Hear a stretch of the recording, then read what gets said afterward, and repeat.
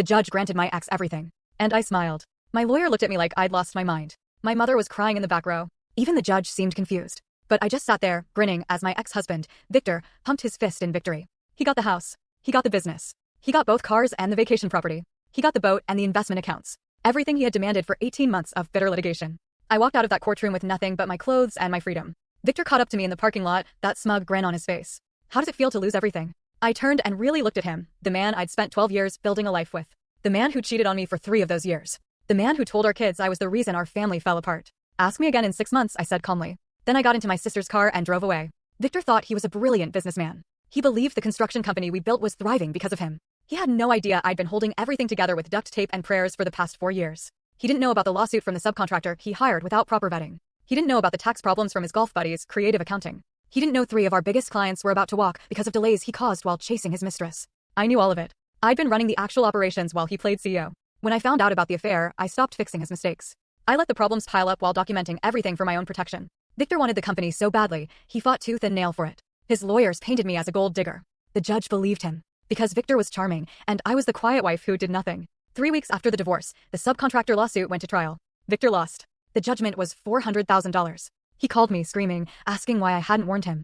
I told him I wasn't his employee anymore. 2 months later, the IRS sent an audit notice. His golf buddy had been skimming money and hiding it badly. The back taxes and penalties totaled over $600,000. This time, Victor called crying. I let it go to voicemail.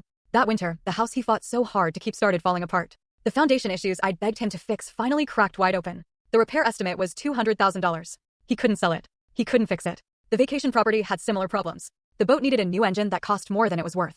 The investment accounts had been drained by fees from a financial advisor he insisted on using. One by one, every asset he won turned into a liability. Every victory became an anchor. Meanwhile, I was in a small apartment, working as an office manager for a company that appreciated me. I wasn't rich. But I wasn't drowning. I slept peacefully for the first time in years. 6 months after the divorce, Victor declared bankruptcy. He lost everything anyway. The house went to the bank. The company was dissolved. The cars were repossessed. He moved into his mother's basement at 47. His mistress left when the money disappeared. Our kids, 18 and 20, finally learned the truth. They'd been angry at me for not fighting harder. Now they understood. My daughter called me the day after the bankruptcy. Mom, did you know this would happen? I thought about lying. But I was done pretending. I knew everything, I said quietly.